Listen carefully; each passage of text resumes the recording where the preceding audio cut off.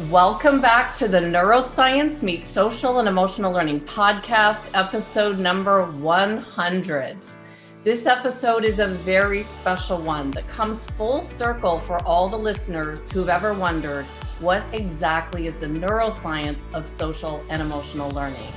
Today, this question will be solved with Dr. Mary Helen Immordino-Yang, who is a professor of education, psychology, and neuroscience at the University of Southern California and director of the USC Center for Effective Neuroscience, Development, Learning, and Education, called CANDLE.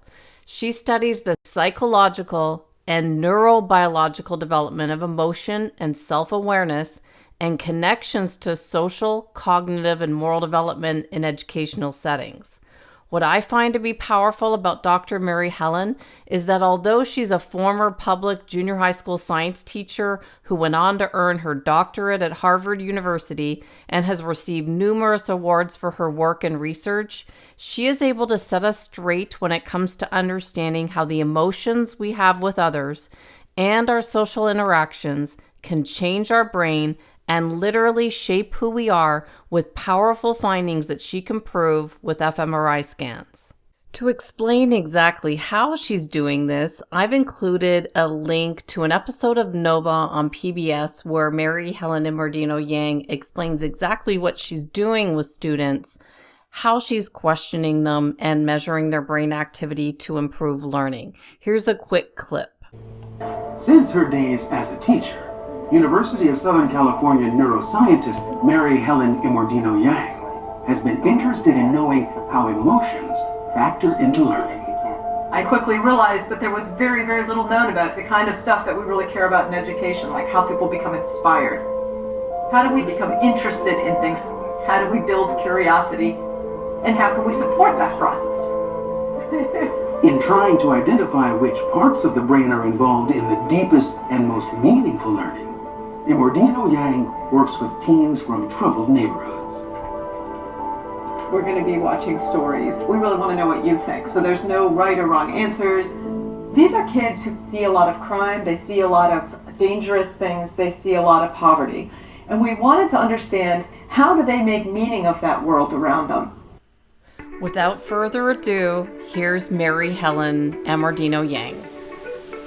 Welcome, Mary Helen. It is beyond incredible to have this opportunity to speak with you. Thanks for having me. Absolutely. Well, I first started to study your work back in 2015 when an educator actually urged me to add neuroscience to my work. I was awarded a Character Ed grant in Arizona for programs and services in the schools. And one of the educators said, I need you to rewrite your book and add the basics of neuroscience in there. And I thought, well, I could say no, this is too big of a project, but I was already studying some brain research and neuroscience specialists and Dan Siegel. And then I started to study your work and I thought I can do this. And thank goodness that you were out there, because back when I was first starting to learn the basics of neuroscience, there weren't many places to look. So I just want to thank you for the work that you've been doing. And I think I first saw you doing something with Dr. Daniel Siegel. We had him on episode number 28. And then I saw you this summer on his Pep Me Up community chats when you came on in July. And I was just dying to contact you. And so I'm just so grateful that it ended up that you were coming towards my 100th episode. And I thought, I've got to have you on because you bring everything full circle. So thank you. Yeah. Mm-hmm. Well, you said it really well on Dan's event, and I put a link to his Pep Me Up talk in the show notes so you don't have to repeat everything you said there. But you mentioned back in 2001, 2002, there wasn't much out there on culture in the brain. And then you looked at emotion, and it was just some basic stuff about the amygdala and how certain parts of our brain light up, and the social brain was still in its infancy. Can you talk about where you began your work with Antonio Damasio, measuring brain activity and connecting relationships and emotions to our future results? Sure. So, I think I'll take the story back a little farther. So, as a kid, I always felt like school, I couldn't have explained it well, but school never really connected to what I felt efficacious doing, right? Like it was like I could do this stuff, but I would forget to, because I had so many other important things I was thinking about, as the moment I left school. In my case, I lived in a rural place in Connecticut, and I'd be out in the woods doing stuff and, running all this farm and all these things. And, and then Monday morning I'd be like, oh man, I didn't do my homework. And, and I never really felt like I fit in well, or motivated by what was happening at school, or interested very much by it. Except for in particular, like, little isolated situations where you did a project on something, and those I still remember, right? Like I still remember working on these different things like that, where I actually was building my own, big report or project on something which really interested me. And so sort of fast forward up to my early 20s, and I, for a lot of complicated reasons, I never had thought of wanting to go back after, I did well, I went to a good college and all that, but afterward, I never thought of wanting to go back to K-12 education. But I ended up, for a lot of complicated reasons, taking a job teaching in South Boston, basically in a public junior senior high school, teaching science. And I thought it was kind of a stopgap to support myself. I got absolutely hooked on the problem space there. It turned out to be a school district that was like the second most languages spoken of any school district in the nation at that time. It had immigrant kids from all over the world and refugees pouring in from basically every continent and mixing together in this amazing sort of soup of cultural diversity and adolescent growth.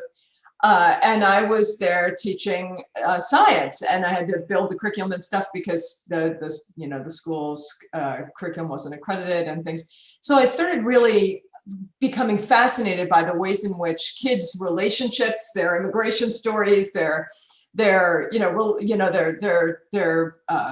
personal ways and cultural ways of knowing things from home, and their ways of valuing different kinds of problems and understandings and the kinds of things they were curious about, just became an amazingly interesting landscape for me to think about the development of the brain. I'd always been sort of inclined to think about natural and biological stuff like the brain, and all of a sudden I saw it as this incredibly situated problem that was really dynamic and really, really important for society. So that's kind of where I first started with this. So from there I went back to graduate school at Harvard, and I started, studying social, emotional, and cognitive development.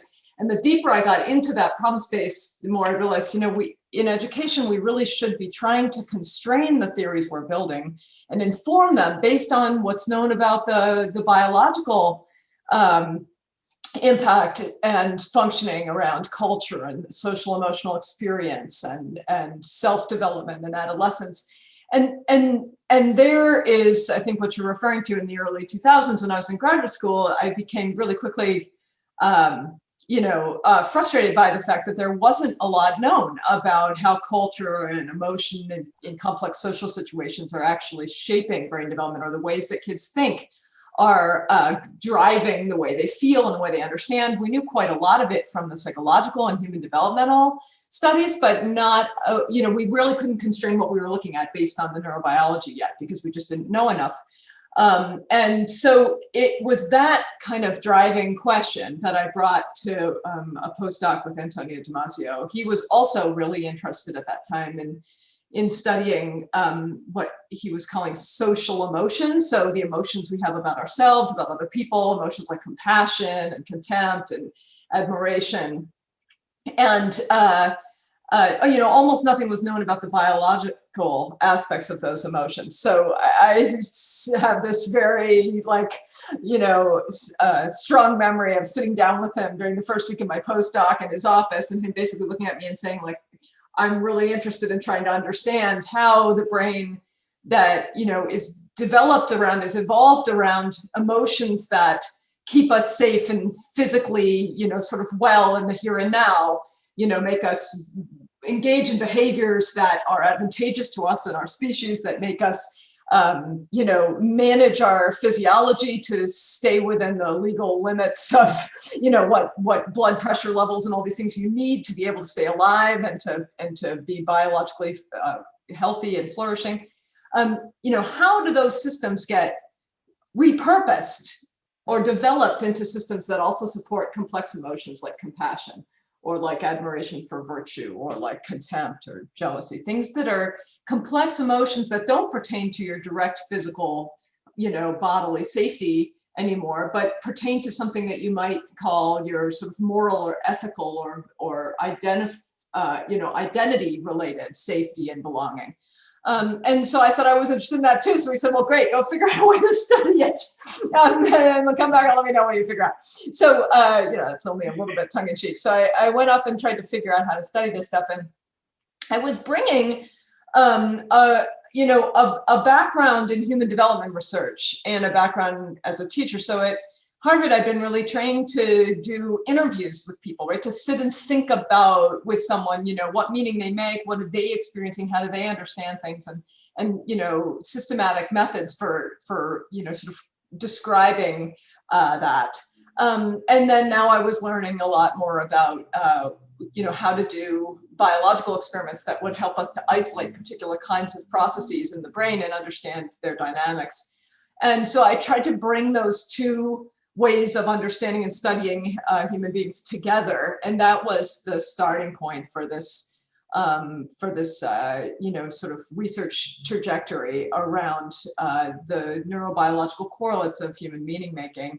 And the reason I really focused, I've been sort of paring down and really honing in on adolescence is because adolescence, well, there's a lot of reasons. Adolescence is a time period that I think a developmental period, which is, many people are now realizing is an amazing period of brain development, especially around social and emotional and cognitive dimensions of development, right? The new intellectual capacities to begin to think abstractly, to begin to think about what stuff means in a bigger sense and not just what's happening here and now, the way younger kids do, is really marked in adolescence, and the sort of drive to assign bigger meaning to everything, right, is really a feature of adolescence everywhere, right? When you're an adolescent, the shoes you wear aren't just shoes. They're like a statement about who you are and what kind of music you like and who your friends are and what you think about adults and, and what you like to do. And, that just kind of drive to assign bigger significance to what would be just very mundane things and actions and decisions, right, is for me the defining feature of adolescence. And it strikes me that our education systems really, they don't just not developmentally support that a lot of the time, they actively punish it and undermine it, right? And I think with really bad effect for many of our youth. And so that's kind of where I got to this stage where I'm really trying to understand how it is that young people make meaning out of things, how they construct conscious experience, and how that propensity or drive to construct conscious experience and narratives out of the things that happen is potentially what we might call an epigenetic force in their own brain growth. So a force from outside the genome, right, that actually drives and organizes the growth of their brain, with implications for mental and physical health, and also for intellectual capacity and well-being, emotional well-being. So that's kind of how I got to this place. I hope that answers your question. Yeah. It absolutely does. And I first saw the implications of social emotional when I was teaching in the classroom. I had behavioral students, and certain things would work just by trial and error. And I started to see the results of it. And it just kind of stuck in my head that, there wasn't a lot of training out there for us with regards to this. But I remembered all over the years, I went and worked for an educational publisher, and always in the back of my head was, why aren't these skills included in the textbooks that I'm selling for Pearson? Why is there not like a little breakout in the side of a math problem on what we now know as growth mindset, like keep trying all these things that I just saw worked really well as time went on. I just couldn't let it go. And then I wasn't measuring their brains, these students' brains in scanners. I just saw and took note and couldn't let it go. So it's really important, educators and parents who are really tuned into what kids are doing and thinking hard with them about, their own growth and development have noticed this stuff for, ages. And so it's really, I think, time for our standard educational institutional structures and training to start to incorporate it in a serious way. And also to think about how it's changing now with new kinds of demands and affordances around information gathering and school, with social media, with other kinds of digital learning, all the new stuff that, is impacting the brain in ways that we don't really understand yet because it's so new. And, humans have never been exposed to this in the history of our species. So how is it changing us? We need to understand that stuff too. We definitely do. And so I watched one of your earlier presentations and we go back 2012 and it was called We Feel, Therefore We Learn. And I found this fascinating. You talk about some of your early social emotional experiments. Can you just share in a nutshell how our brain changes when we feel inspired or compassionate towards another human being? Like you talked about, like I can see someone doing a painting and they're so skillful and you look and you go, oh, wow, that is just brilliant. And then you could see someone doing something else, like, maybe a talented gymnast or something. You just see them in their craft and you think, oh, you stop in your tracks. What is happening? Why is that so important at the brain level? Yeah, so that's a great question. So I think those early experiments, what we were trying to test, so now this is me and Antonio and his wife Hannah, who's also a brilliant neuroscientist, working together, was how might regions of the brain that are specialized for managing sort of internal bodily functioning and survival, right? Regions that, for example, feel your heart beating, and let you know when it's pounding versus not, right? Or, regions that are sort of mapping out the internal wellness and telling you you don't feel well or you do feel well, right? How might, or, you've got a stomach ache or things like that. How might those regions of the brain be also involved in our social emotional experience and our cognition, in our thinking at a conscious level? For millennia, poets have talked about, right, the stone in the pit of my stomach, right, when I find out bad news, or the heart fluttering with love, or the head fluttering. Like different cultures put it in different places, but we embody our the physiological manifestations of our meaning making and our interpretations and our thinking. And so we had a set of hypotheses that that these complex emotions about admiring a gymnast with amazing skill, or alternatively admiring a civil rights leader with amazing dispositions and character strengths, right? That you can't directly see, but you infer based on a whole series of decisions and across a life trajectory in a context, right? Which is a very complex kind of analysis that you do on situations, right? And this is the kind of complex analysis that adolescents are just beginning to really, play in. And so we wanted to know whether it would be the case that experiencing strong emotions about things like that, about social stimuli that have nothing to do with your own direct physical bodily well-being or danger or satiation or anything like that, would nonetheless activate regions and circuits and systems in the brain that are involved in managing consciousness, like as compared to coma, right? And in mapping and feeling the state of your internal wellness and bodily sort of activation, your digestion, your heart rate, these kinds of things. And that was what the first studies showed, was that indeed that's the case, that when people are claim to be experiencing strong emotions about moral and ethical issues, about abstract ideas like character traits and dispositions of mind, or more embodied physical, skills and ills and pains, right? Like injuring yourself, or like someone who can really do some kind of skill like gymnastics incredibly, skillfully, right? That all of those kinds of emotions that we tested, they all showed the propensity to activate these systems in the brain systematically.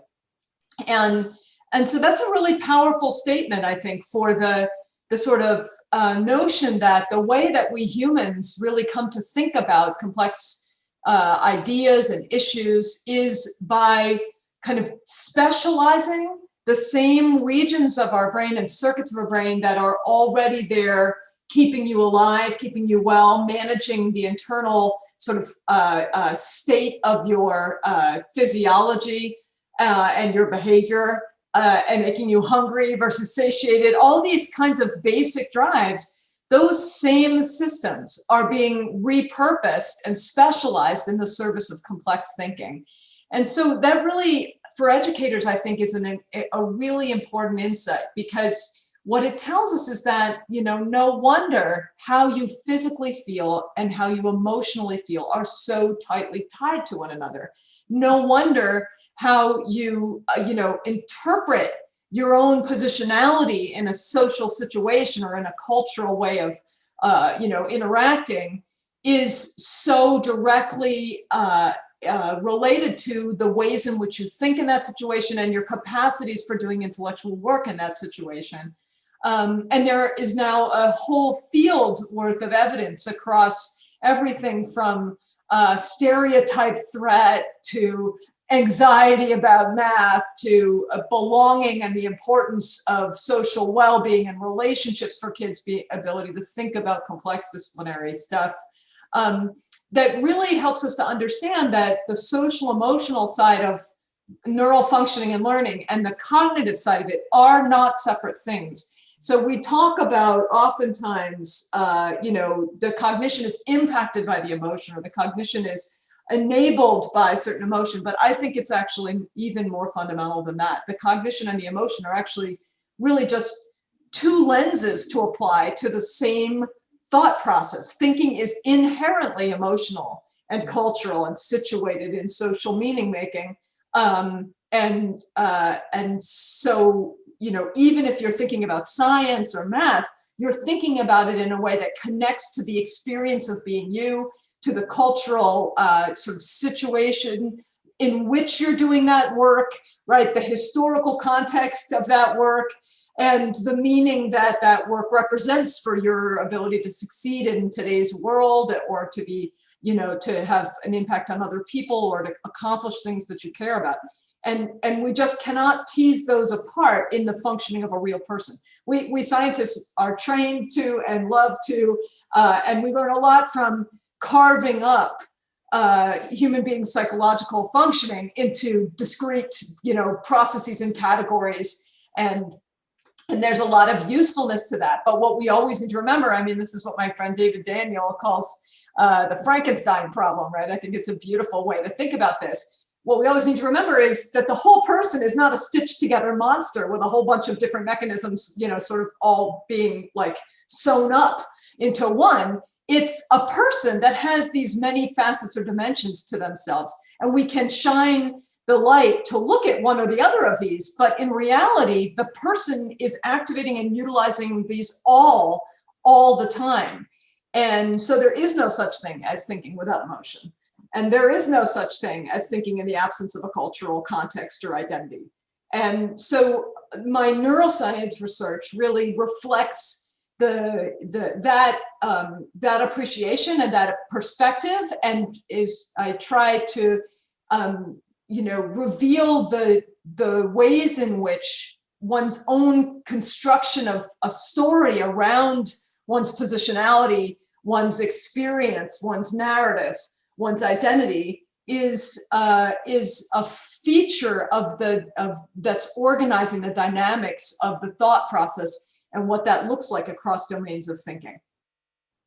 This is so powerful, Mary Helen, and I know we're getting close to the end of our time, so I'm just going to kind of give you one last question that ties into abstract talk versus concrete, because you were talking about it, thinking about it as an educator, how we could start to perhaps prompt our students, or as parents. Your research, you're showing that, we've all known the marshmallow experiment, that, those children that were able to delay gratification had significant success later in life. So what are you seeing with concrete versus abstract, and how it can change the result of a child's future, thinking about how we can use this as an educator or a parent?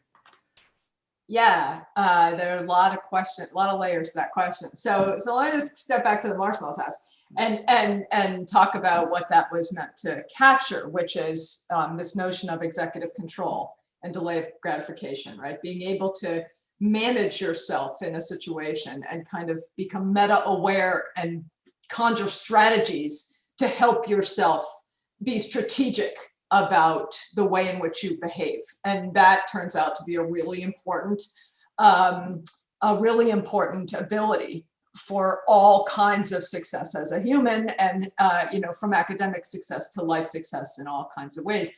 But what's also, I think, a really important thing to remember is that that early work with the marshmallow was done with kids who came from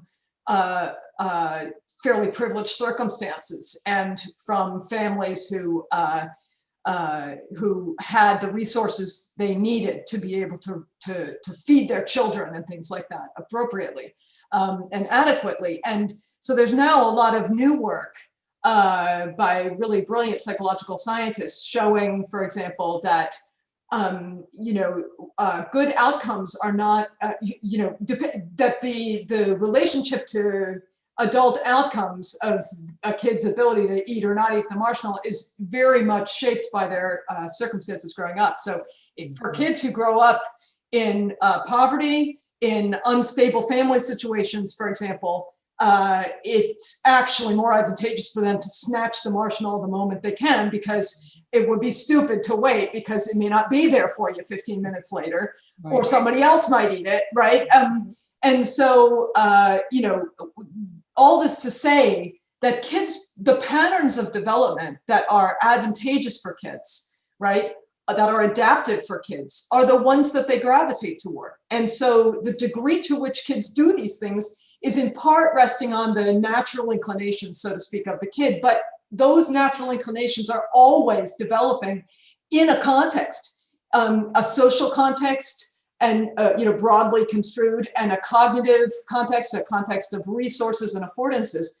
And so we need to remember that all the behaviors that kids engage in, they engage in because of an interaction between their sort of proclivities and what's adaptive for them, what's beneficial and advantageous for them in the context in which they live.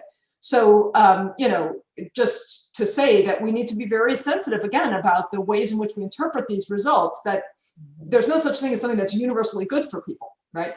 There's another really powerful study, I think, by Greg Miller and Eva Chen and others, that I just think is such an interesting one, where they showed that, forgive me for the details, I'd have to go back and look at it, but they looked at Black boys' executive control capacity, right? And then correlated that with their long-term outcomes. And sure enough, unsurprisingly, they find that the better a kid's executive control, which is like the adolescent equivalent of not eating the marshmallow, right?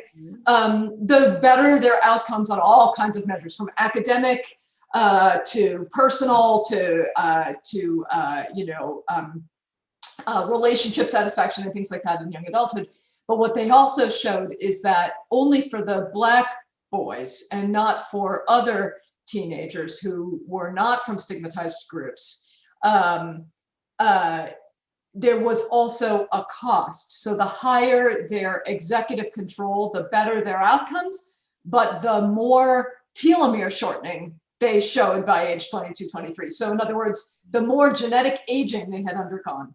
And what that basically shows you is that those kids were wearing themselves out biologically by constantly almost defying a stereotype for what Black boys should be like. And when they do well, and when they have good self-management skills, and when they're academically inclined to success and good relationships, right, that actually takes a toll on them because they're constantly doing that against the expectations of the society around them. And that's tiring, that wears you out. So, you know, these things are very complex. Our thinking is always in a context. And what is really important for that context is not just the sort of objective reality of it, is if there were such a thing, but the person's experience of it. So it's those boys, presumably it's their interpretation of the world as not expecting them to do well in these ways that puts a burden on them. And that's also demonstrated by a follow-up study that Miller and his colleagues did, where they showed that those effects were mitigated. They were weakened in boys whose parents expressly talked to them about racism and how to manage themselves in a world where people didn't expect them to do well, but they would anyway. And so it just shows you that your skills for interpreting your own reactions and other people's reactions are actually interacting in complex dynamic ways with the way in which you feel. And that in turn shapes the way in which you think, which is also related to your biological health, right? All of this is a big ball of yarn. And as scientists, we can pick the threads, but as a person, you're a knitted sweater, right? You're not a ball of yarn with just individual frayed threads. So, so that's like a very long-winded beginning of an answer, but then I'll go into what we're finding about abstract and cognitive thinking. So what we're basically finding, and we have a relatively new paper, came out in May 2020, I think. Me with colleague Doug Connect, who's at the Bank Street College of Education. We wrote a paper about some work we're doing together with adolescents. And these are adolescents of color from immigrant families with immigrant parents in low SES Los Angeles, from a variety of ethnic backgrounds. And we basically, but these are all kids who at the beginning of the study are doing fine in school. They're not under any disciplinary action. They are not using substances. They're not engaging in like excessively risky behavior. So these are like the kids that your grandma would say, oh, those are the kids who are doing what they're supposed to do, right? And they're doing fine.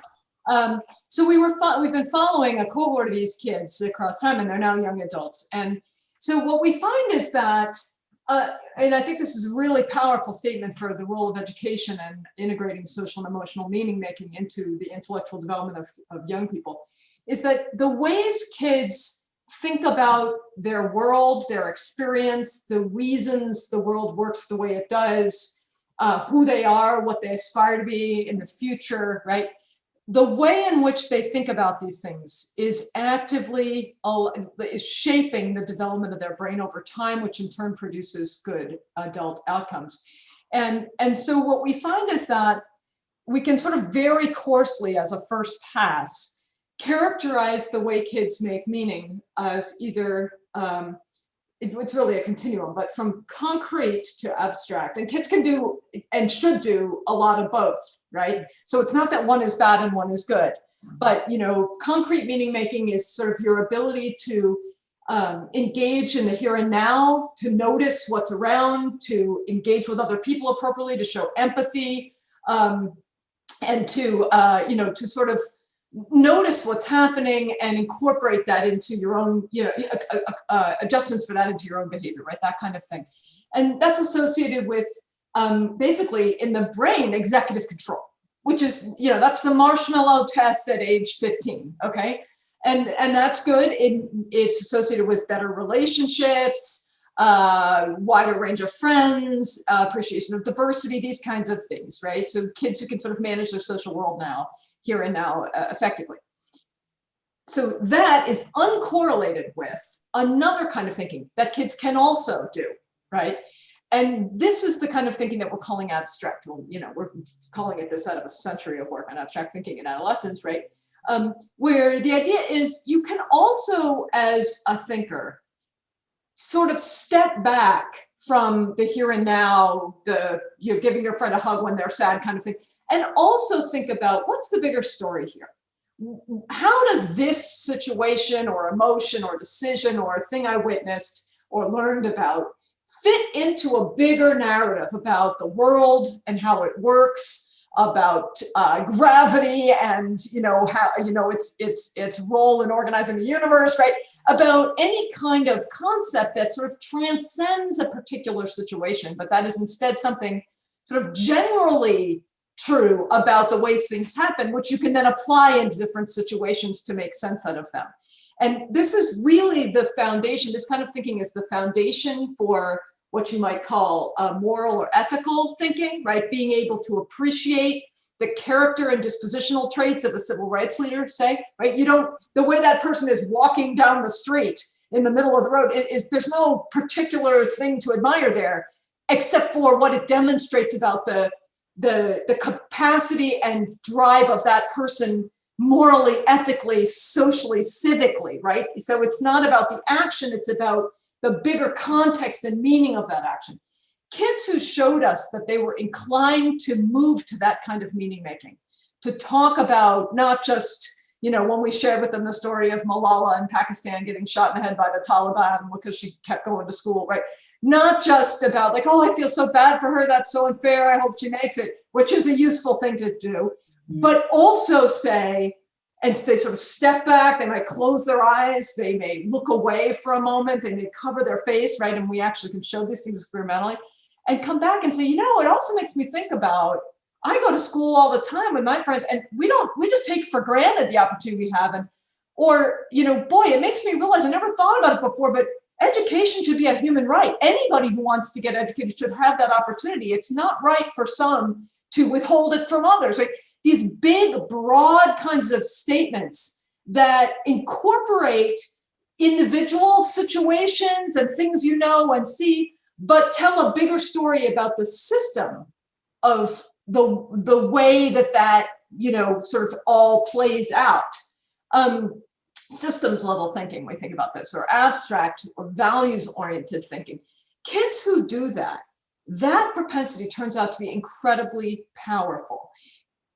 Based on the degree to which a kid does that at age like 14 to 15, we can predict how the networks in their brain that are involved in executive control and attentional focus, and the networks in their brain involved in emotional experience and complex deep thinking and narrative and episodic memory, so the ability to have a memory about yourself in time, about big ideas and concepts, not just sort of factual recall, or not just procedural memory, like I know how to tie my shoes, but big story-like memory about what happened and what it means, right?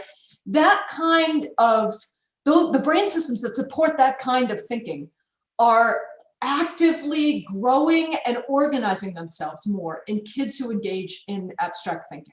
And this is above and beyond the effects of IQ, above and beyond the effects of socioeconomic status, parental education level, right? So it's something that seems to be holding across kids, that all kids have a chance to do this. And when kids do this, it grows them over time. And in turn, that brain development predicts their young adult outcomes about the stuff we really care about, like their identity cohesion, right? Which is basically the degree to which they feel like they know who they are and they have a strong sense of self versus, I kind of go along with whatever the crowd thinks. Like, I don't really have an opinion for myself. Like, whatever everybody else thinks is right thing to do, I just believe that too, right? Which is not a good way to be, right? Or how much you like yourself by your own rating, how much you like your close relationships, how much young adults say that their educational or work opportunities that they are engaged in are actually the ones they always hoped for themselves, right? These kinds of questions that really get at what we want for our young people are predicted by this brain growth, which is in turn predicted by this ability or proclivity to think complexly about issues and ideas. So why does this matter for education? Because there are models of adolescent education, middle and high school, that really do an amazing job to support this kind of deep thinking among young people, this kind of complex meaning making, this kind of engagement in the bigger process of understanding what's happening and why, right? Why does this ball roll down this ramp? And, oh, that's the same reason as the moon goes around the earth, right? And being able to sort of engage deeply in the storytelling that allows you to connect those ideas together. That is something which our education system traditionally does not support. As long as you know the answer to why the ball rolls down the ramp and you know the answer to why the moon goes around the earth, you got it right, you move on. You don't stop to think about, well, wait a minute, what is that actually about, right? And so what we really are working toward now is helping educators think about how we might really redesign adolescent education so that it focuses on youth's abilities to make this kind of meaning in many different domains, as compared to focusing on the direct knowledge building or skill building, which are the outcomes we care about now. The knowledge and the skill follows your ability to think abstractly, because when you think abstractly, all of a sudden you need to know, how do I solve fractions? Because I've got this big problem I'm trying to think about, and it has to, you know what I mean? Fractions are a part of it. So wait, can you show me again, right? Or like, I have this big idea I want to talk about my neighborhood. Can you teach me again how a topic sentence will make my article more interesting and grab people, right? So they'll hear what I have to say, right? So the skill building follows on the drive of the young person to think about an idea or a system that they really care about. And when we flip education on its head like that, we can see this because there are isolated examples of amazing schools, even public schools in very low SES areas, that have been doing this for 30 years, like the PBAC schools in New York City, right?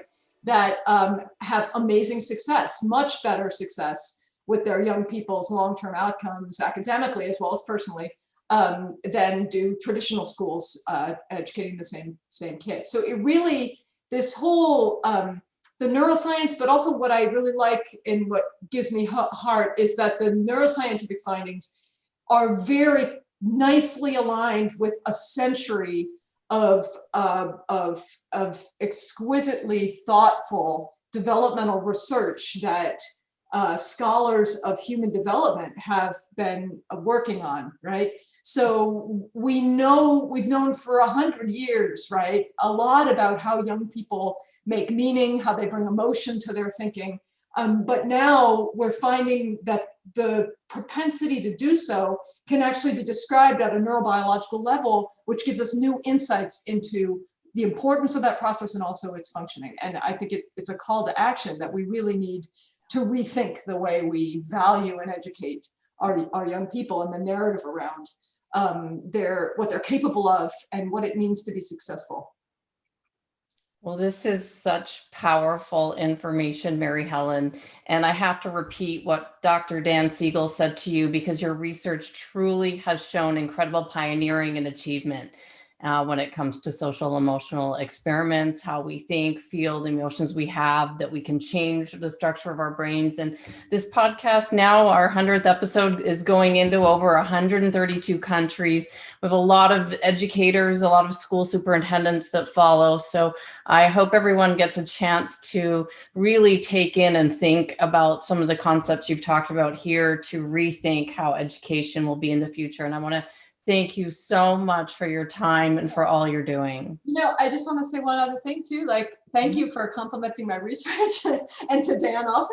But what I really think is what's doing the work here is the kids who are participating, right? All we're doing is enabling their message to come through and thinking, putting them in situations where they can systematically show us what they're capable of and listen to them when they do that, right? Yep. And so that's a lesson that that educators and parents around the world can take, right?